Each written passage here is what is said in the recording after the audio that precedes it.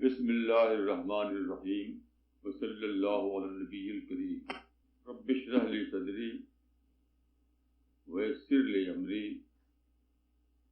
واحلل عقدۃ من لسانی یفقہوا قولی۔ آج کا ٹاپک ہے دجال اینڈ دجالیزم، یعنی دجال اور دجالیت۔ دجال بہت ہی مشہور لفظ ہے، سب لوگ جانتے ہیں اس کو، لیکن میں سمجھتا ہوں کہ کانسیپٹ کلیئر نہیں ہے اس معاملے میں۔ اس کو سمجھنے کے لیے ہمیں تھوڑا سا غور کرنا چاہیے۔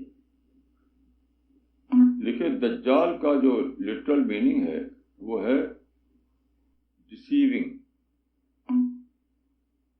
دجال جو ہے ناؤن ہے تو اس کا مطلب ہوگا گریٹ ڈسیور، یعنی اس میں مبالغہ بھی ہے۔ تو دجال کا مطلب ہے گریٹ ڈسیور۔ دیکھیے، یہ جو ڈسیونگ کا کام ہے یہ شیطان کا کام ہے، اور حدیث میں آتا ہے کہ سلاسون دجالون کذابون، یعنی جو گمراہ کرنے والے لوگ ہیں، جو لیڈر ہوں یا شیطان ہو، ان کا طریقہ یہی ہے، وہ دجل کرتے ہیں، یعنی ڈسیو کرتے ہیں۔ تو آپ غور کیجئے تو دجل کا کام شروع ہو گیا تھا جب انسان پیدا ہوا، جبھی سے۔ پہلے جو دجل ہوتا تھا وہ بہت ہی سمپل وے میں ہوتا تھا، اس کو آپ سمپل ڈسیپشن کہہ سکتے ہیں۔ بعد کے زمانے میں جو ہے بہت ہی ہوشیاری کے ساتھ یہ کام ہونے والا تھا، جس کو آپ کننگ ڈسیپشن کہہ سکتے ہیں۔ تو اس معنی کہ دو ایج ہیں دجالی کے، ایک ہے سمپل ڈسیپشن کا ایج اور دوسرا ہے کننگ ڈسیپشن کا ایج۔ تو بعد کے زمانے میں جب کہ دجل کا کام یا دجالی کا کام بہت ہی زیادہ ہوشیاری کے ساتھ کیا جانے والا تھا، زیادہ بڑے پیمانے پر، تو اسی کو دجال کہا گیا۔ ورنہ دجل کا جو کام ہے وہ تو ہمیشہ ہوتا رہا ہے، یہاں تک کہ حضرت آدم ہی سے شروع ہو گیا وہ۔ دیکھیے، آدم جب پیراڈائز میں تھے، جنت میں، تو وہاں پر ایک ٹری تھا، فاربڈن ٹری۔ اللہ تعالیٰ نے کہا تھا کہ آدم سے کہ تم اس کے پاس نہ جاؤ، ڈونٹ اپروچ دس ٹری۔ تو شیطان نے بہکایا، شیطان نے کہا کہ یہ جو پیڑ ہے یہ تو تمہارے لیے بہت بڑی بلیسنگ ہے، اگر تم نے اس کا پھل کھا لیا تو تم کو ایٹرنیٹی مل جائے گی۔ اس کو معنی کہ جو فاربڈن ٹری تھا اس کو اس نے ٹری آف ایٹرنیٹی بتایا آدم کو، کہ اس کو کھا لو گے تو تم کو ایٹرنل لائف مل جائے گی، ہمیشہ کے لیے پیراڈائز مل جائے گی۔ اس طرح سے انہوں نے اس فاربڈن ٹری کا پھل کھا لیا اور پھر جنت سے نکالے گئے۔ یہ تھا پہلا کیس ڈسیونگ کا یا دجالی کا، مگر یہ بہت ہی سمپل وے میں تھا، اس کو میں کہوں کہ وہ سمپل ڈسیپشن تھا۔ وہ پھر پوری ہسٹری میں چلتا رہا۔ یہ ماڈرن ایج جس کو ہم کہتے ہیں، ماڈرن ایج میں ہر چیز بہت ہی آرٹیکولیٹ وے میں کی جاتی ہے، بہت ہی ہوشیاری کے ساتھ کی جاتی ہے، بہت ہی عام انسان سمجھ نہ پائے کہ یہ دھوکہ دیا جا رہا ہے، اسی لیے میں اس کو کننگ ڈسیپشن کہوں گا۔ تو یہ دور ہے بعد والا، اسی کے زمانے میں پیدا ہونے والے جو مسلیڈ کریں گے ان کو دجال کہا گیا ہے، اس کو سمجھیے۔ دوسری بات میں یہ کہوں گا کہ رسول اللہ نے فرمایا حدیث میں کہ آدم سے لے کر قیامت تک سب سے بڑا جو خطرہ ہے وہ دجال کا خطرہ ہے۔ آدم سے لے کر قیامت تک سب سے بڑا خطرہ دجال کا خطرہ، جو آدمی کو بہکائے گا۔ اور آپ نے یہ بھی فرمایا رسول اللہ صلی اللہ علیہ وسلم نے کہ جتنے بھی پیغمبر آئے اللہ تعالیٰ کی طرف سے، سب اپنے زمانے میں لوگوں کو ڈراتے رہے کہ دیکھو دجال آنے والا ہے۔ تو یہ اتنا بڑا خطرہ تھا کہ سارے پیغمبروں کی زبان سے اللہ تعالیٰ نے اس کے بارے میں لوگوں کو ڈرایا تاکہ لوگ ہوشیار رہیں۔ اور پھر حدیث میں بہت باقاعدہ طور پر تفصیل کے ساتھ وہ سائنس بتایا گیا، سائنس یعنی علامت ہے کہ آپ جان لیں قیامت آئے گی، قیامت سے پہلے علامتیں آئیں گی، پھر دجال آئے گا. تو وہ ساری باتیں اگر آپ سنسیئر ہوں، سچ مچ آپ کو کنسرن ہو اس بات کو جاننے کا کہ دجال کیا ہے، دجالیزم کیا ہے، تو انڈاؤٹڈلی آپ سمجھ سکتے ہیں کہ کیا دجالی ہے اور کیا دجال ہے اور کب آیا ہوا ہے. میں یہاں تک پڑھا ہے دجال کا زمانہ آ چکا ہے، دجال ظاہر ہو چکا ہے. جو لوگ ابھی ویٹ کر رہے ہیں تو وہ صرف قیامت کا ویٹ کر رہے ہیں. ان کے حصے میں صرف یہ آئے گا کہ اسرافیل کا سور پھونکا جائے اور ان کو افسوس کرنا ہو کہ دیکھو ہم نے تو کچھ کیا نہیں اور قیامت آ گئی. تو دجال آ چکا ہے، آنے والا نہیں ہے. تو ہمیں بہت زیادہ ہوشیاری کے ساتھ اس معاملے میں جینا چاہیے. اب دیکھیں کہ دجال کیا ہے. میں نے اس پر بہت زیادہ غور کیا تو مجھے ایک کلو ملا، CLUE، کلو. وہ کلو حدیث میں تھا. حدیث دیکھیے، حدیث کی بہت سی کتابیں ہیں، تقریباً سب کتابوں میں دجال کا ذکر آیا ہے. قرآن میں دجال کا ورڈ نہیں ہے، قرآن میں دجال کا ذکر نہیں ہے، لیکن حدیث میں تو بھری ہوئی ہیں روایتیں. تو حدیث میں آنے سے اس کا درجہ کم نہیں ہوا. میں سمجھتا ہوں کہ اسی یقین کے ساتھ ہمیں ماننا چاہیے جس یقین کے ساتھ قرآن کی کسی بات کو ہم مانتے ہیں، کیونکہ روایتیں بہت آئی ہوئی ہیں. تو بخاری کی ایک روایت میں مجھے ایک کلو ملا. وہ کلو یہ ہے کہ دجال آور ہوگا، الف عین واو رے، آور. آور کا مطلب ہے ون آئیڈ، ایک آنکھ والا. آور کہ دجال ایک آنکھ والا ہوگا. اور روایت میں یہ بھی ہے کہ اس کی دائیں آنکھ نہیں ہوگی، بائیں آنکھ ہوگی. اس سے مجھے کلو ملا کہ دجال کیا چیز ہے. دیکھیں دجال نام ہے اس بات کا کہ one sided interpretation of things. وہ چیزوں کا ایک طرفہ ڈسکرپشن دے گا، ایک طرفہ، یعنی دنیا کی باتوں کو ہائی لائٹ کرے گا اور آخرت کی باتوں کو ختم کر دے گا. ذہن میں آدمی سوچا ہی نہیں اس کے بارے میں. یہ ہے one sided interpretation of life, کہ آپ دنیا کے بارے میں خوب سوچیں، آخرت کے بارے میں کچھ نہ سوچیں. یہ کرے گا وہ. اسی کو میں کہہ رہا ہوں کہ one sided interpretation of life. یہ میں اس سے سمجھا ہوں کہ شیطان کو کہا گیا ہے کہ وہ جو ایک آنکھ والا ہوگا، ون آئیڈ ہوگا، اس کا مطلب ہوگا کہ وہ ون سائیڈڈ انٹرپریشن دے گا لائف کا، ون سائیڈڈ ڈسکرپشن دے گا زندگی کا. اب میں نے اس پر اور مزید غور کیا تو معلوم ہوا کہ یہ کب سے شروع ہوا. یہ شروع ہوا ہے اب سے پہلے 400 سال پہلے، تقریباً 450 سال پہلے. یہ گلیلیو سے شروع ہوا. گلیلیو کو آپ جانتے ہیں کہ ماڈرن سائنس کا وہ فائنڈر مانا جاتا ہے، فاؤنڈر، یعنی فاؤنڈر آف ماڈرن سائنس مانا جاتا ہے گلیلیو کو، جو اٹلی کا بہت بڑا اسٹرانومر تھا جس نے پہلی بار ٹیلیسکوپ سے آسمان کو دیکھا. تو اس کو بہت بڑا درجہ مانا جاتا ہے سائنس میں. گلیلیو نے کیا کیا، اس نے وہ فلاسفی چلائی، اس کو کہا تھا ڈوئلزم، ثنویت. ڈوئلزم کا مطلب ہے کہ چیزوں کو دو میں بانٹ دینا. یعنی اس نے یہ کیا کہ سائنس کی جو اسٹڈی ہے اس کو اس نے بتایا کہ سائنس کی اسٹڈی ان چیزوں میں رہے گی جو میجریبل ہے، جو نان میجریبل ہے وہ سائنس کے اسٹڈی سے باہر رہیں گی. یہ بہت ہی بڑا ایک نیا زمانہ آیا ہے ان ہسٹری آف تھاٹ میں. گلیلیو سے پہلے یہ ڈوئلزم موجود نہیں تھا. چیزوں کو لوگ ہولسٹک وے میں سوچتے تھے، ہولسٹک وے میں. لیکن گلیلیو نے یہ کیا کہ اس نے چیزوں کے کوالٹیٹیو آسپیکٹ کو الگ کر دیا اور کوانٹیٹیو آسپیکٹ کو الگ کر دیا. یعنی کوالٹی الگ اور کوانٹٹی الگ. جیسے مثال کے طور پر پھول ہے، پھول کی ایک کیمسٹری ہوتی ہے، ایک اس کا فریگرینس ہوتا ہے. تو اس نے کہا کہ فریگرینس سائنس کی اسٹڈی کا سبجیکٹ نہیں ہے، اس کی کیمسٹری سبجیکٹ ہے اس کا. ایسی ساری چیزیں.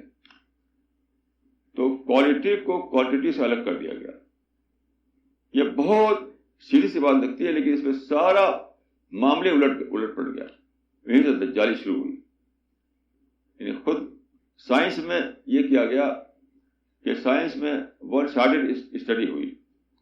یعنی چیزوں میں جو میننگ ہے، چیزوں میں جو کوالٹی ہے چیزوں میں، اس کی اسٹڈی سائنس سے باہر قرار دے دی گئی. اور اس کا جو فزیکل آسپیکٹ ہے یا کیمیکل آسپیکٹ تھا، اس کی اسٹڈی سائنس میں ہونے لگی. اس طرح سے اس کا نتیجہ کیا ہوا کہ ویلیوز ختم ہو گئی زندگی سے. یعنی ویلیوز ختم ہو گئی. اس سے پہلے انسان میں یہ ڈولیٹی نہیں تھی، تو ویلیوز باقی تھیں. انسان جو ہے ویلیو کانشیس ہوا کرتا تھا. اب ویلیو کانشیس ہونا ختم ہو گیا. تو پہلے دور جو تھا اس میں دیکھیے، میں یہ کہوں گا کہ یہ ڈولیزم جو ہے، ڈولیزم آج ایک پوری فلاسفی ہے. آپ اگر دیکھیں انسائکلوپیڈیا میں یا انٹرنیٹ پہ تو آپ کو معلوم ہو کہ ڈولیزم ایک پوری فلاسفی ہے. یعنی زندگی کے چیزوں کو دو میں بانٹنا. یعنی جو اس کا فزیکل آسپیکٹ تھا، کیمیکل آسپیکٹ ہے یا مٹیریل آسپیکٹ جو ہے اس کو لینا، اور اس کا جو دوسرا آسپیکٹ ہے، اس کی میننگ، اس کی ویلیو، اس کی کوالٹی، اس کو چھوڑ دینا. پورے آج زندگی آپ دیکھیے ماڈرن جو سویلائزیشن ہے وہ اسی پہ چل رہی ہے. اس آسپیکٹ کو ماڈرن انسان نے چھوڑ دیا. اب صرف یہ ہے کہ مٹیریل انجوائمنٹ، مٹیریل پلیزر، یہ اس انسان کا سب کچھ بنا ہوا ہے. تو یہ سیکولر فیلڈ میں ہوا اور ریلیجس فیلڈ میں بھی یہی ہوا. میں چند آپ کو اس کا اگزامپل دیتا ہوں. دیکھیے یہ جو ڈولیٹی چلائی گئی تو اس میں ایک پورا فلاسفی بنی جس کو کہتے ہیں یوٹیلیٹیرینزم، جس کو کہ بینتھم نے شروع کیا، میکیاولی نے اس کو آگے بڑھایا. تو یوٹیلیٹیرینزم یعنی فائدہ ہے، فائدیت، جس میں فائدہ ہے وہ لینا، باقی فائدہ ہے اس کو چھوڑ دینا. تو یعنی میٹیریل گین جس میں ہے، مٹیریل انٹرسٹ جس میں ہے اس کو لینا بس. باقی جو ویلیو والی باتیں ہیں، جو میننگ کی باتیں ہیں، جو کوالٹی والی باتیں ہیں، جو ریلیجس باتیں ہیں، جو اسپریچول باتیں ہیں، اس کو چھوڑ دینا. یہ ہے یوٹیلیٹیرینزم. یہ چھا گیا انسان کے اوپر. یہ ڈوئلسٹک آسپیکٹ جو ہے انسان کے اوپر چھا گیا. آج جس کو دیکھیے، اگر آپ سے بات کریں اسپریچولیٹی کے تو اس کو کہے گا تو میرے پاس ٹائم نہیں ہے. اور مٹیریل انٹرسٹ کی بات کریں تو خوب ٹائم اس کے پاس ہوتا ہے. دنیا کی بات ہے کہ تو خوب ٹائم اس کے پاس ہے. آخرت کی بات ہے کہ تو کسی کے پاس ٹائم نہیں ہے. یہ ہے ڈوئلزم.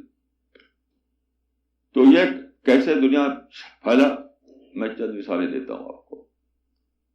دیکھیے کارل مارکس کو لیجیے آپ، جس کو ہم کہتے ہیں یعنی سوشلزم یا مارکسزم یا کمیونزم. اس میں کیا ہے، کارل مارکس نے چیزوں کو اس طریقے سے پیش کیا کہ اس نے کہا کہ مینز آف پروڈکشن جو ہے وہی اصل ہے. مینز آف پروڈکشن، انسان کا مائنڈ، انسان کی پلاننگ، انسان کی سوچ، اس کو الگ کر دیا اس نے. مینز آف پروڈکشن ہی سب کچھ ہے. وہ اس سے انسان ایک معاشی حیوان بن گیا. معاشی حیوان. تو آپ جانتے ہیں کہ 75 سال تک یہ باقاعدہ رول کرتا رہا یہ نظریہ. اب اس میں ڈکلائن آیا ہے لیکن اس کا اثر ابھی تک باقی ہے. تو یہ فکری دھارا تھا ڈوئلزم کا کہ مینز آف پروڈکشن کو الگ کر دیا اور انسان کی جو اس میں کنٹریبیوشن اس کو الگ کر دیا. تو ویلیو ختم ہو گئی، ریلیجن ختم ہو گیا. لینن نے کہا تھا کہ religion is the opium of mind، کہ مذہب تو دماغی افیون ہے. تو سارے ویلیو سسٹم ختم ہو گیا، سارا ریلیجن ختم ہو گیا، اسپریچولیٹی ختم ہو گئی. اب سب جو کچھ ہے وہ سب مینز آف پروڈکشن، یعنی ساری چیزوں کو کنٹرول میں دے دو اسٹیٹ کو، اور اسٹیٹ ہی رن کرے بزنس کو، رن کرے ایگریکلچر کو، رن کرے انڈسٹری کو. تو سارا الٹ پلٹ دیا اس نے. اس کے بعد دیکھیے آپ ڈارون کو دیکھیے. ڈارون نے کیا کیا؟ ڈارون نے یہ کیا کہ انسان کا جو فزیکل اسٹرکچر ہے اس کو لیا بس, اس کے سوا جو اس کو چھوڑ دیا. یعنی ڈارونزم یا ایوولوشن تھیوری کس کو ایکسپلین کرتی ہے؟ آپ کی فزیکل اسٹرکچر ایکسپلین کرتی ہے کہ کیسے اسپیشیز بنی, کیسے چڑیا بنی, کیسے فش بنی, کیسے گوٹ بنی, کیسے بندر بنا, کیسے انسان بنا. یعنی اس کا فزیکل اسٹرکچر جو ہے وہ کیسے بنا یہ بتاتی ہے. اس کے باہر جو چیز ہے سوچ, انسان کی سوچ وہ کیسے بنی یہ اس سے باہر ہے. یہ کتنا بڑا ایک فرق آیا ہسٹری میں. یہ انسان نام ہے مائنڈ کا, روح کا, سوچ کا, وہ سب ختم اس سے. اب دیکھیں کہ ایوولوشن سے جو بنتی ہے جو کہتے ہیں نیچرل سلیکشن یا سروائیول آف دا فٹسٹ, وہ صرف فزیکل پروسیس ہی تک موجود ہے. وہ نیچرل سلیکشن کیا ہے؟ فزیکل پروسیس ہے. Survival of the fittest physical process ہے. لیکن اور جو چیزیں میں یہ سوچتا ہوں یہ کیسے ہوا, میں جو پسند ہے وہ کیسے آئی, میں ایک چیز کو ٹچ کرتا ہوں تو مجھے اچھا لگتا ہے یہ کیسے آیا, میں دیکھتا ہوں تو مجھے ایک سرور ملتا ہے وہ کیسے آیا. یہ ایوولوشن تھیوری سے باہر ہے, اس کا ایکسپلینیشن اس کا موجود نہیں ہے. تو ایوولوشن تھیوری نے انسان کے فزیکل آسپیکٹ کو الگ کر دیا, اس کے انٹلیکچوئل آسپیکٹ کو الگ کر دیا, اور پھر ساری اسپریچولیٹی ختم ہو گئی, ویلیو سسٹم ختم ہو گیا. یہی کام ہر ایک کرتا رہا جو بھی اس زمانے میں اٹھے. مثلا فرائڈ کو لیجیے, انسان کے اندر ایک ہوتا ڈیزائر, ایک ہوتا اس کا کانشنس اور پرنسپل. تو اس نے ڈیزائر کو الگ کر دیا اور کانشنس کو الگ کر دیا. جو میں چاہوں وہ میں کروں. اس نے یہ فلاسفی پیش کی کہ اگر آدمی پر روک لگائی جائے گی اس کی فریڈم پر تو اس کا گروتھ رک جائے گا. تو ان لمیٹڈ فریڈم کو جائز کر دیا ہے. یہ ایک شخص کی بات نہیں ہے, یہ سینکڑوں لوگ پیدا ہوئے جنہوں نے یہ سب اس فلاسفی کو پڑھایا. تو سیگمنڈ فرائڈ کی فلاسفی میں انسان کا جو آسپیکٹ ہے ڈیزائر کا, چاہ کا, وہ تو سب کچھ ہو گیا, اور جو انسان کے اندر جو دوسرا ہے, کانشنس ہے, سوچ ہے, پرنسپل ہے, ویلو ہے, وہ سب الگ ہو گیا. اس کی کوئی اہمیت نہیں رہی. یہ ڈولیٹی. تو ڈولیٹی جو ہے وہ اس زمانے میں چھا گئی. جس کو بھی دیکھے وہ اس کا شکار ہے, چاہے وہ فلسفہ کا ٹرم میں نہ جانتا ہو, اس میں نہ جانتا ہو, تب بھی آپ کسی بھی انسان کو جو روڈ پہ چل رہا ہے اس کو پکڑیے, اس سے بات کیجیے آخرت کی, جنت کی, تو بہت جلد وہ کہے گا کہ ہمیں جا رہا ہوں, آفس جا رہا ہوں, مجھے اتنا ٹائم نہیں ہے. اسے سوچنا نہیں اس کے معاملے میں. اس کو اپنا بزنس دیکھنا ہے, اپنا جاب دیکھنا ہے, مٹیریل انٹرسٹ دیکھنا ہے, پیسہ دیکھنا ہے, اس کے اوپر ٹائم ہے. لیکن آپ اگر بات کریں اس سے ویلیوز کی, اس کی اسپریچولیٹی کی, خدا کی, جنت کی, آخرت کی, اکاؤنٹیبلٹی کی, تو اس کے پاس ٹائم نہیں ان باتوں کو سوچنے کے لیے. یہ ہے ڈولیٹی. تو یہ چلی تھی یعنی وہاں سے, یعنی گلیلیو سے. اب بالکل چھا گئی, وہی کلچر چھا گیا. وہ اسی کلچر کے تحت یہ کہتے ہیں کہ رائٹ ہیئر رائٹ ناؤ, مطلب مٹیریل جو انٹرسٹ ہے, مٹیریل جو انجوائمنٹ ہے, بس وہ ہمیں دیکھنا ہے. بس کل پرسوں میں ایک مشہور ایک لیڈی کا انٹرویو تھا اخبار میں. تو اس نے کہا کہ مجھے تو دنیا میں انجوائے کرنا ہے, میرا انجوائمنٹ میں اگر اسپاؤز اگر روڈ بنتا ہے تو اس کو میں ڈمپ کر دوں گی. یعنی اگر اس نے شادی کی ہے, ایک اس کا ہسبینڈ ہے, اگر ریکارڈ بنتا ہے اس کے انجوائمنٹ میں, ہسبینڈ کو گڑھے میں ڈال دے گی. یہ دور جدید کی سوچ ہے کہ مجھے اپنی چاہت پہ چلنا ہے, اپنی خواہش پوری کرنا ہے, اپنے انٹرسٹ پر دوڑنا ہے. باقی کوئی ویلو اہمیت نہیں رکھتی میرے لیے, کسی ویلو کی کوئی اہمیت نہیں ہے. خدا اور آخرت وغیرہ، یہ مجھے سوچنا نہیں اس کے بارے میں. تو یہ ڈولیٹی جو ہے، ڈولیٹی کا جو ایج ہے، ایج آف ڈولیٹی، اسی کے ہیرو کا نام ہے دجال، اسی کے چیمپئن کا نام دجال ہے. دجال کسی ایسا نہیں کہ انوکھے ایک چیز پیدا ہو جائے گی. دجال بڑے بڑے سینگ اس کی ہوگی، بڑے بڑے ہاتھ اس کے ہوں گے، کوئی مانسٹر ٹائپ کا کوئی چیز ہوگا. وہ ایسا نہیں ہے. یہی انسان جیسے انسان ہیں ایسے انسان. یہ ایک پروسیس تھا دجالی کا جو آدم سے شروع ہو گیا تھا. اب وہ بہت زیادہ یعنی اسکلفل طریقے سے کیا جانے لگا، وہ جسٹیفائڈ وے میں کیا جانے لگا، آئیڈیلائزڈ وے میں کیا جانے لگا. بس یہی فرق ہے. اب اس کا اثر مذہب تک پہنچا. مذہب میں دیکھیے جو پولیٹیکل انٹرپریشن ہے وہ یہی چیز ہے. پولیٹیکل انٹرپریشن نے کیا کیا، اسلام کی ساری وہ ویلیوز جو ہیں، تقویٰ اور خشوع اور خضوع اور اخبات اور خدا سے محبت، خدا سے خوف اور جنت، ہو یہ سب سیکنڈری بن گئی. آپ ان لوگوں سے کبھی بھی ملیے جو پولیٹیکل انٹرپریشن سے انفلوئنس ہوئے ہیں تو خوب باتیں کریں کہ وہ امریکہ ظالم ہے، یہودی ظالم ہے، اور یہ کرنا ہے، وہ کرنا ہے. خوف خدا کوئی بات نہیں کریں گے. خوف خدا کوئی بات ہی نہیں ہے. اب جب چاہے تجربہ کر لیجئے ان لوگوں سے جو پولیٹیکل انٹرپریشن کا شکار ہیں. سب چیز سیکنڈری بن گئی ان کے ہاں. یعنی وہی ڈولیٹی جو تھی، وہی ڈولیٹی یہاں بھی آ گئی کہ انہوں نے الگ کر لیا اس آسپیکٹ کو جو پولیٹیکل آسپیکٹ ہے، اسی پہ جی رہے ہیں. اس کے لیے وہ گن چلا رہے ہیں، بم چلا رہے ہیں، سوسائڈ بمبنگ کر رہے ہیں. وہی ان کے لیے سب کچھ بنا ہوا ہے. یہ ہے دجالی.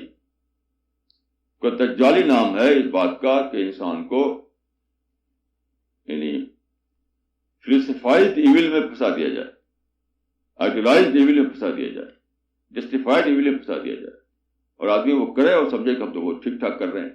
یہ زمانہ ہے، اس سے کلمنیشن کا زمانہ ہے. حدیث کے مطابق دجال آئے گا بالکل قیامت کے قریب. جب قیامت آنے والے ہوگی تو اس وقت دجال ظاہر ہوگا. تو اب تو سارے سائن جو ہے قیامت کے حدیث سے شروع ہو چکے ہیں. بس سمجھتا ہوں کہ جو آیت قرآن مجید میں ہے سورہ انبیاء میں چیپٹر نمبر 21 میں، اقتربت الساعۃ، کیا ہے وہ کیا ہے وہ ہاں، اقترب للناس حسابهم وهم في غفلة معرضون. اس طرح کی بہت سی آیتیں قرآن مجید میں ہیں. اقترب للناس حسابهم وهم في غفلة معرضون. The doomsday is very near and کوئی سننے والا نہیں، اور قیامت قریب آ گئی اور کوئی سن نہیں رہا، سب اعراض کر رہے ہیں اس سے. تو میں سمجھتا ہوں کہ اگر آپ گہرائی کے ساتھ دیکھیں تو دجال کا زمانہ آ چکا، دجال ظاہر ہو چکا. اس نے انسان کو اس طریقے سے ایسی آئیڈیالوجی میں پھنسایا کہ وہ خدا سے دور ہو گیا. جنت اس کے لیے سوچنے کی چیز نہیں رہی، اکاؤنٹیبلٹی کے لیے سوچنا اس کے لیے ٹائم نہیں رہا. یہاں تک کہ میں دیکھتا ہوں جو نمازیں پڑھتے ہیں ان کے یہاں بھی میں بیٹھتا ہوں جب تو کوئی خدا کا ذکر نہیں، خدا کا خوف کا کوئی ذکر نہیں، جنت کا کوئی ذکر نہیں. جو نمازیں پڑھتے ہیں باقاعدہ وہ بھی ایک ریچول، سیٹ آف ریچولس ہے. حدیث میں آتا ہے، میں بتاؤں اس زمانے کے بارے میں ہے وہ بات کہ مساجد معامرہ وہ خراب میرا خدا، کہ ایک زمانہ آئے گا جب مسجدیں بھری ہوئی ہوں گی اور اس میں ہدایت سے خالی ہوں گی. ایک زمانہ آئے گا جب مسجدیں بھری ہوئی ہوں اور ہدایت سے خالی ہوں گی. جب اس میں ہدایت نہ ہو، جب وہاں تقویٰ نہ ہو، کیونکہ حدیث میں کیا آتا ہے المساجد بیوت المتقین، مسجدیں تقویٰ کا گھر ہے، مسجدیں تقویٰ کا گھر ہے، یعنی تقویٰ کا سینٹر ہے. تو مسجد میں اگر تقویٰ پایا جائے تو وہ نماز ہے، ورنہ وہ نماز نہیں. آج کے مسجدوں میں کسی مسجد میں چلے جائیے، کچھ بھی وہاں تقویٰ کی بات نہیں، تقویٰ کا ماحول نہیں، تقویٰ کا کوئی وہاں پر چرچا نہیں.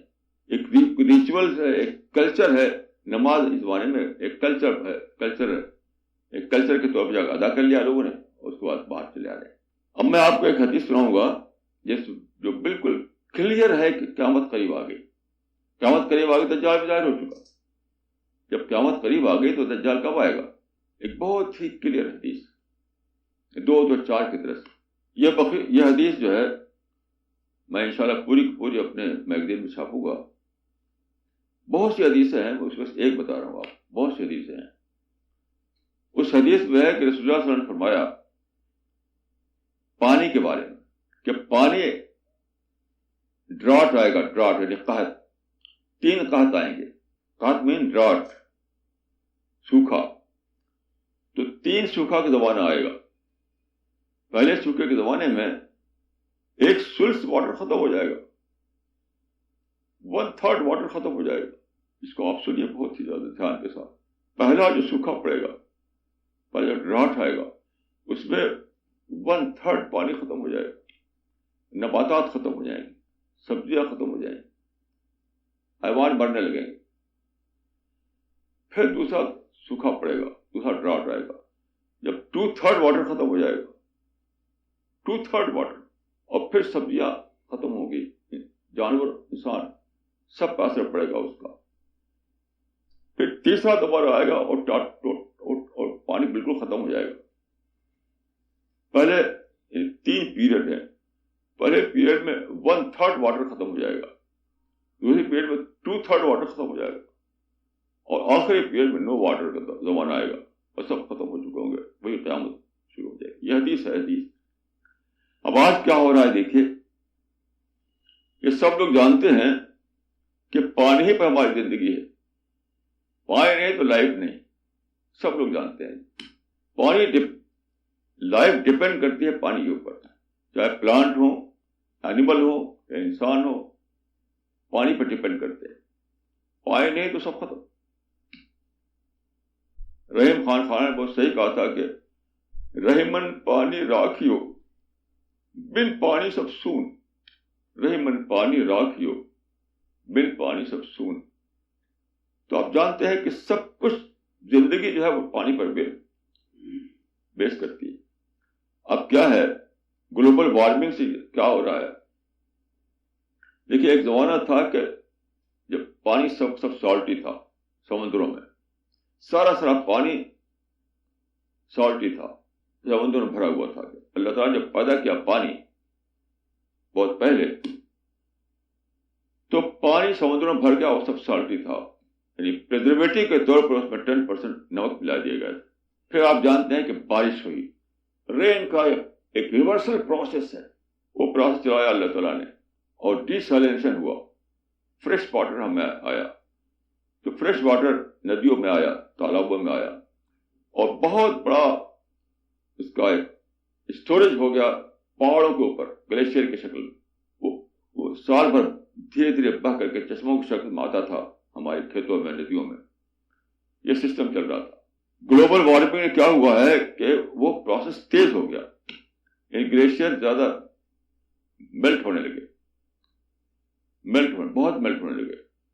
اب تو بہت زیادہ میلٹ ہو چکے ہیں گلیشیئر. میلٹ ہو کر کے آتے ہیں ندیوں میں جاتے ہیں اس میں سمندر میں.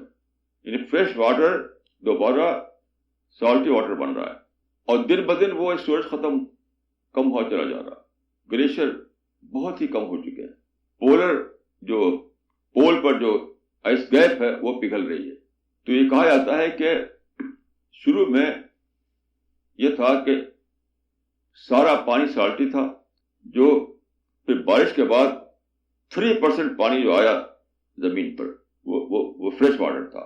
97% واٹر سالٹی تھا. پھر بھی 97 واٹر سمندروں میں اسٹور تھا، اور اس میں سے 3% پانی فریش واٹر بن کر کے آیا ہمارے پاس، چشموں میں، ندیوں میں، زمین کے نیچے. اب جو ہے، ابھی جو رپورٹیں آ رہی ہیں، آپ جانتے ہیں کہ گنگا کا پانی اور جمنا کا پانی آدھے زیادہ سوکھ چکا ہے. اسی دلی میں آپ جائیں تو بتکل لیک اور سورج کنڈ پانی ہوا کرتا تھا، سوکھ چکے ہیں. وہ کتنے تالاب ادھر ادھر سب سوکھ چکے ہیں. پانی کے نام پر لڑائیاں ہو رہی ہیں. ابھی میں نے اخبار میں پڑھا کہ حیدرآباد میں، بھوپال میں بڑے بڑے تالاب بنائے تھے نواب میں، سب سوکھ گئے ہیں. دنیا بھر میں یہی ہو رہا ہے. اسی بلڈنگ جہاں آپ بیٹھے ہوئے ہیں, میں اس کا قصہ بتاتا ہوں آپ کو. 25 سال پہلے یہ بلڈنگ بنائی گئی تھی. یہاں پر ہم نے بیسمنٹ بنوایا. بیسمنٹ میں پانی آ گیا. جہاں نیچے بیسمنٹ ہے وہ پانی بالکل بھر گیا جھیل کے طریقے سے. تو انجینئر بلایا گیا. انجینئر نے کہا کہ یہ تو آپ کی بلڈنگ تو فلوٹنگ اسٹیٹ میں, سب پانی نیچے ہے, پانی کے اوپر یہ بلڈنگ کھڑی ہوئی, کب تک رہے گی؟ اس کو پھر سے بنانا پڑے گا آپ کو. بیسمنٹ جو تھا وہ پانی پر تھا, بالکل بھرا ہوا تھا پانی سے. بیسمنٹ میں موٹر سے پانی نکالنا پڑا. آج جانتے ہیں اسی بلڈنگ کے نیچے پانی اتنا نیچے جا چکا ہے, اتنا نیچے کہ اب ایک اور بیسمنٹ بن سکتا ہے. یہاں 2 بیسمنٹ نیچے بن سکتے ہیں کیونکہ پانی نیچے چلا گیا. اس پانی کے 1/3 سے زیادہ پانی دنیا کا جا چکا ہے سمندروں میں. حدیث میں تو یہ ہے کہ قحط پڑے گا, پانی ختم ہو جائے گا. میں اس سمجھ پایا ہوں اس کا مطلب یہی ہے کہ پانی فریش واٹر پگھل کر جائے گا اور سمندروں میں مل جائے گا, دوبارہ سالٹی واٹر بن جائے گا. تو یاد رکھیے جو پہلا جو حدیث میں جو بتایا گیا سلس واٹر والا زمانہ, وہ تو ہو چکا, آلریڈی ہو چکا, وہ بیت چکا. وہ کہ 3 ڈراٹ بتائے گئے ہیں, 3 ڈراٹ. پہلے ڈراٹ میں 1/3 واٹر ختم ہو جائے گا, دوسرے ڈراٹ میں 2/3 واٹر ختم ہو جائے گا, تیسرے ڈراٹ میں ایک دم ہی ختم ہو جائے گا, نو واٹر سچویشن پیدا ہو جائے گی. تو 3 زمانوں میں سے ایک زمانہ ہو چکا, ایک زمانہ گزر چکا, ایک زمانہ 3 پیریڈ میں سے ایک پیریڈ گزر چکا آلریڈی, کیونکہ 1/3 پانی تو ختم ہو چکا ہے, 1/3 سے زیادہ. ابھی ایک سیمینار تھا دلی میں, وہ بیچارہ بول رہا تھا, وہ کہہ رہا تھا کہ گنگا کا پانی مور دین 50% ختم ہو چکا ہے اور جمنا سوکھی گئی تقریباً. ایسی دنیا بھر میں حال ہو رہا ہے. تو جس چیز کو حدیث میں ڈراٹ کہا گیا ہے اس کا مطلب یہ ہے کہ فریش واٹر پگھل کر دوبارہ سمندر میں چلا جائے گا, سالٹی واٹر بن جائے گا. وہی ہو جائے گا جو کالریج کی جو پویم ہے, water water everywhere, not a drop to drink. میں پانی پیتا ہوں تو ایسا لگتا ہے کہ خدا اگر پانی ختم کر دے کیا حال ہوگا, اور ختم ہوا چلا جا رہا. ہوش میں آنے کی ضرورت. وہی آیت میں نے پڑھی آپ کے سامنے, اقترب للناس حسابهم وهم في غفلة معرضون. حساب کا وقت آ چکا وقت حساب, اور لوگ جو ہے سن نہیں رہے باتوں,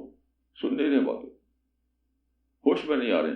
تو یہ بالکل 2004 کی طرح سے صورتحال پیدا ہو چکی ہے کہ حدیث میں بتایا گیا تھا کہ پانی جس میں ڈپینڈ کرتی ہے زندگی, وہ 3 پیریڈ میں ختم ہو جائے گا.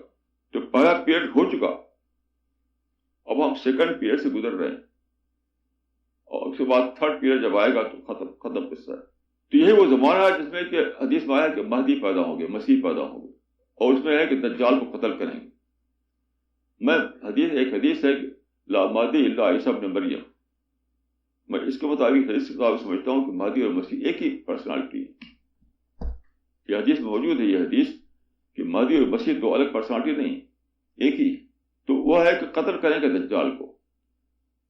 میں سمجھتا ہوں قتل کا معنی یہ نہیں کہ فزیکلی قتل کریں گے, ان کو ایکسپوز کریں گے. کیونکہ آپ دیکھیے اگر کسی کو فزیکلی قتل کیا جائے تو وہ تو شہید ہو جاتا ہے, موٹار ہو جاتا ہے. ایک لیڈر کو, یعنی دجال کا کانسیپٹ جو حدیث میں آتا ہے کہ لیڈر ہوگا, اس پر بہت سارے لوگ اس کے ساتھ ہو جائیں گے. یہ حدیث میں آیا ہے یہ بات کہ دجال کے ساتھ ایک کراؤڈ ہوگا, اس کو معنی وہ لیڈر ہوگا. آپ لیڈر کو اگر فزیکل قتل کریں فزیکلی تو جانتے ہیں کیا ہوتا ہے, وہ تو شہید بن جاتا ہے, وہ مارٹر بن جاتا ہے. پاکستان میں بھٹو کو پھانسی دی گئی تو اور بڑا بھٹو بن گیا, اس کی لڑکی بھٹو سپر بھٹو بن گئی, اور سب سے بڑی پارٹی بن گئی پاکستان میں اسی. جہاں بھی کہیں یاد رکھیے لیڈر کو جب قتل کیا گیا ہے تو سپر لیڈر بن گیا ہے, وہ مرا ہوا لیڈر سپر لیڈر ہوتا ہے. تو دجال کو فزیکلی قتل کرنے سے کا کوئی مطلب ہی نہیں, اور جب وہ ڈسیو کرے گا اسے ڈسیپشن کو قتل کرنا ہے. دجال جو ہے وہ کوئی ملٹری جنرل نہیں ہوگا, حدیث میں نہیں بتایا گیا ملٹری جنرل ہوگا, وہ ڈسیو کرے گا, ڈسیو. دجال کے معنی ہوتے ہیں گریٹ ڈیسیور. تو اس کی جو ڈیسیونگ آئیڈیالوجی ہے اس کو ختم کرنا پڑے گا. Deceiving ideology.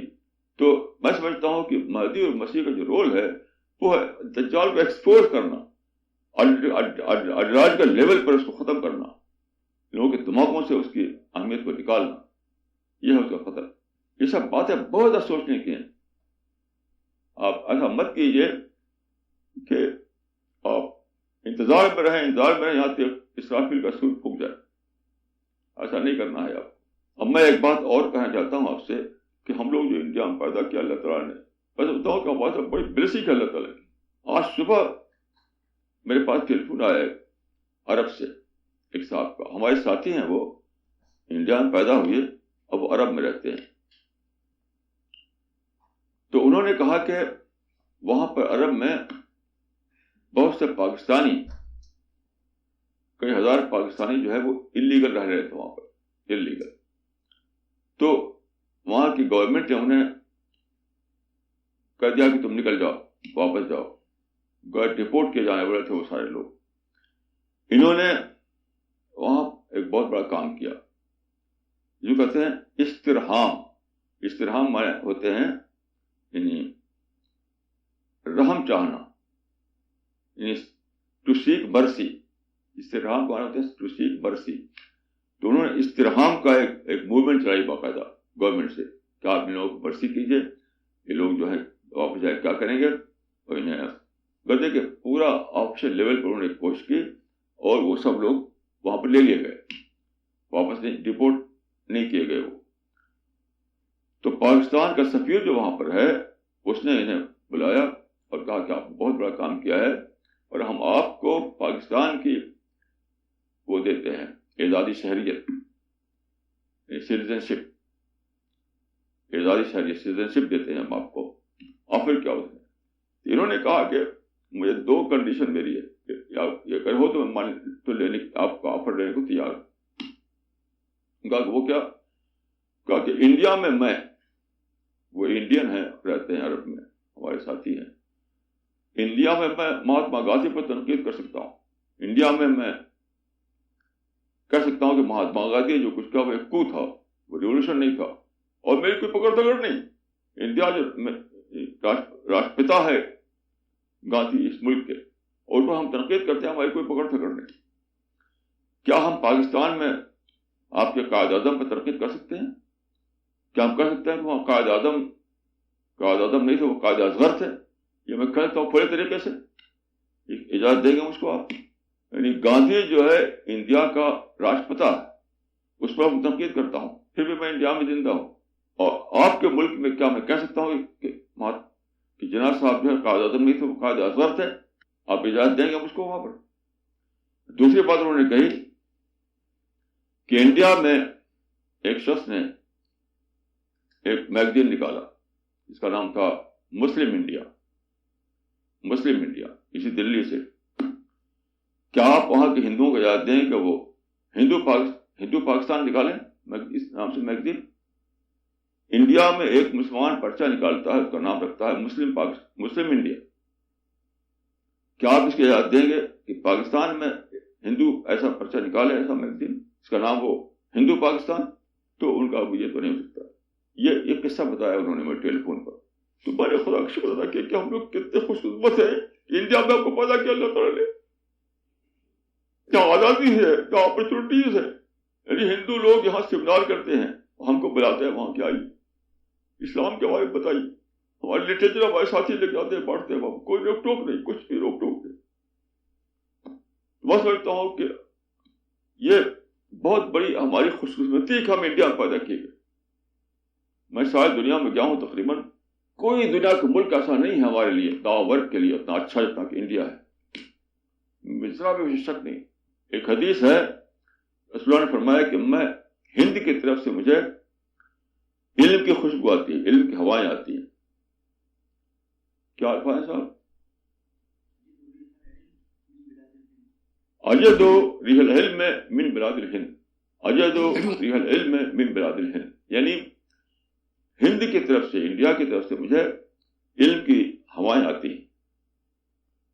اس کا مطلب میں یہ سمجھا ہوں کہ اسلام کی دعوت جو اعلیٰ علمی سطح پر اٹھائی جائے گی سائنٹیفک دور میں، جو ماڈرن ایڈیم میں، سائنٹیفک ایڈیم میں اٹھائی جائے گی، وہ انڈیا میں ہوگی، وہ کام وہ انڈیا میں ہوگا وہ کام.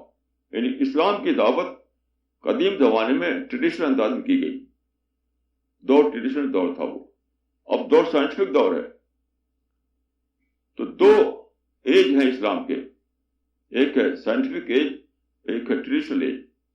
تو اسلام کا دعوتی کام اس سے پہلے ٹریڈیشنل ایج میں ہوا تھا، ٹریڈیشنل ایڈیم میں ہوتا تھا. تو رسول نے فرمایا، میرے نزدیک اس کا مطلب یہ ہے کہ جب سائنس کا زمانہ آئے گا اس کی ضرورت ہوگی کہ سائنٹیفک ایڈیم میں اسلام کی دعوت پہنچائی جائے. وہ انڈیا میں یہ کام ہوگا. تو کتنی بڑی نعمت ہے اللہ تعالیٰ کی کہ ہم کو اللہ تعالیٰ نے انڈیا میں پیدا کیا، جہاں فریڈم ہے، جہاں اپرچونیٹیز ہیں، جہاں مواقع ہیں. اس کا شکر کیجیے، اس کا شکر کیجیے. مجھے میرے ایک ساتھی نے جو ہماری ٹیم کے یہاں موجود ہیں، وہ انہوں نے مجھے ایک بات بتائی، مجھے بہت ہی خوشی اس پر ہوئی. ان کا کہ ہماری جو ٹیم ہے یہ، اس ٹیم میں ایک نئی چیز پیدا ہوئی کہ انسینٹیو جاگ پڑا ہے خود کرنے کا کام. مطلب کہ ہم کچھ کہیں یا نہ کہیں، اپنے انسینٹیو سے وہ کام کرنے کا. اور اس کے میں کئی نمونے دیکھے کہ میرے کہے بغیر لوگ اپنے انسینٹیو سے دعوتی کام کر رہے ہیں. یہ بہت ہی بڑا فنامنا ہے، بہت ہی خوشی کی بات ہے. بہت پہلے عرب میں مجھ سے پوچھا گیا تھا کہ آپ بہت اچھا، آپ کے پاس لٹریچر ہے وغیرہ، لیکن آپ پروگرام کیا ہے پروگرام؟ تو میں نے کہا تھا کہ وہ عربی میں وہاں پر بات چیت تھی. عربی میں پروگرام کو برنامج کہتے ہیں، برنامج. تو میں نے کہا کہ برنامج جو نہ ہوا اعداد المبرمجین. ہمارا پروگرام میکرز انسان بنانا ہے. ایسے انسان بنانا جو پروگرام میکرز ہو، خود پروگرام بنائے وہ. تو مجھے یہ آج کل جو ہمارے ہاں جو کام کر رہے ہیں آپ لوگ، یہ دیکھ بہت خوشی ہوتی ہے کہ آپ لوگ واقعی پروگرام میکر اللہ نے بنا دیا. آپ لوگ ایک ہماری ٹیم کے ایک فرد خود سوچتا ہے، خود اس کو امپلیمنٹ کرتا ہے، خود اس کو لے کر کے آگے بڑھاتا ہے. یہ بالکل انوکھی چیز ہے. تو اللہ تعالیٰ نے آپ کو، مجھے تو کل میں یہاں اپنے بارجے میں بیٹھا ہوا تھا، میرے گھر کا جو بارجا ہے بالکنی، تو میں وہاں سوچ رہا تھا اور دعا کر رہا تھا کہ خدایا ہماری یہ ٹیم ہے، اس ٹیم کے لیے جنت لکھ دے، ہم سب کو جنت میں اکٹھا کر دے. اس وقت میری زبان سے نکلا کہ خدایا تیرے پیغمبر نے یہ بتایا ہے کہ قیامت سے پہلے ادخال کلمہ ہوگا، لا یبقى بیت مدر ولا بغر لا يبقى على وجه الارض بیت مدر ولا بغر الا ادخل اللہ کلمۃ الاسلام. کہ زمین پر ایک بھی گھر چھوٹا یا بڑا نہیں بچے گا جہاں ورڈ آف گاڈ داخل نہ ہو جائے، ورڈ آف گاڈ. تو پہلی بار ہسٹری میں ایک ایسا قرآن کا ترجمہ تیار ہوا انٹرنیشنل لینگویج میں. انگلش آج کی انٹرنیشنل لینگویج ہے، اس میں بہت ہی کلیئر لینگویج میں، بہت ہی صحیح لینگویج میں، بہت ہی سمپل لینگویج کہ ہر آدمی اس کو پڑھتا جائے. وہ ترجمہ خدا پھر سے. تو میں نے اللہ تعالیٰ سے کہا کہ خدا تیرے کچھ عاجز بندوں نے یہ ترجمہ تیار کیا، تیرے کچھ عاجز بندوں نے اس کو چھاپا، وقت کا جو اعلیٰ اسٹینڈرڈ ہے چھپائی کا اس پر چھاپا اس کو، پھر تیرے کچھ بندے اس کو پھیلا رہے ہیں. میں نے کہا خدا ان کی بہت اسپیشل مدد فرما، کیونکہ اگر تو نے ان کی مدد نہیں کی تو تجھ کو اس سوال کلمہ سے پہلے ہی قیامت آنی پڑے گی. قیامت تو آنی ہے لیکن قیامت سے پہلے ادخال کلمہ ہونا ہے، ورڈ آف گاڈ جو ہر میں داخل ہو جائے. میں نے کہا کوئی دوسری ٹیم اٹھنے والی نہیں نظر آتی مجھے دنیا میں، کوئی بھی ٹیم نہیں، کوئی انسان نہیں جو اس کی تڑپتا ہو، انسانوں کے اس کے دل میں انسانوں کا درد ہو، جو تڑپتا ہو کہ لوگ تو ہم بتا دیں اللہ کی اسکیم، کسی پلان آف گاڈ، جنت اور دوزخ کا معاملہ. کچھ نہیں، کوئی تڑپنے والا نہیں، کوئی انسانوں کے لیے تڑپنے والا نہیں. کسی کے اندر میں نے نہیں پایا اس ٹیم کے باہر جو انسان کی محبت اس کے دل میں ہو، کہ محبت نہیں تو آپ دعوتی کام کیا کریں گے.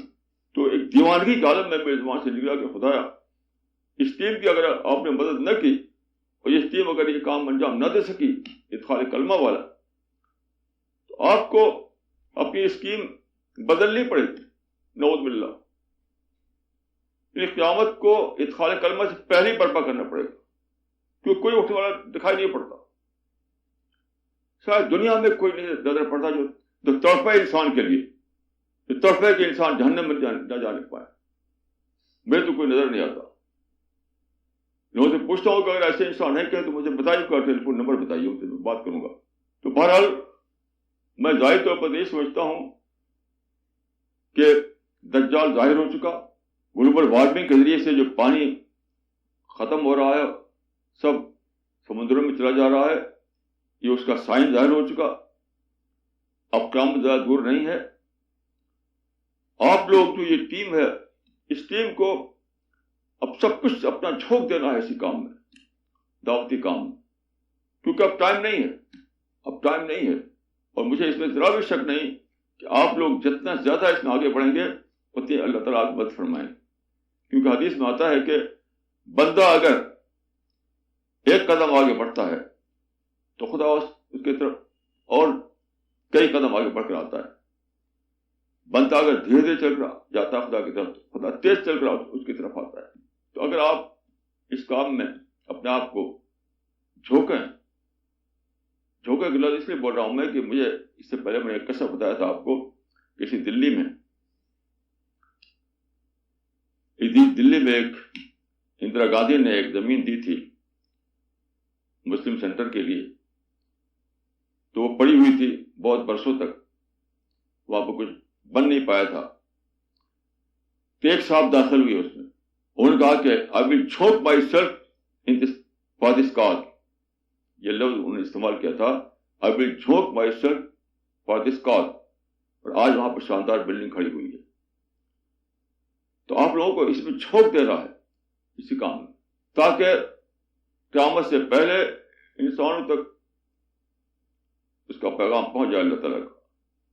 دیکھیے یہ پروسیس تو رکنے والا نہیں ہے، اب تمام سائنٹسٹ یہ کہہ رہے ہیں کہ آپ اس کو ریورس ڈائریکشن میں نہیں چلا سکتے گلوبل وارمنگ کو، تمام سائنٹسٹ، پولیٹیشین تو بولی بولتے ہیں ایسی، لیکن کوئی سائنٹسٹ نہیں بولی بول رہا ہے۔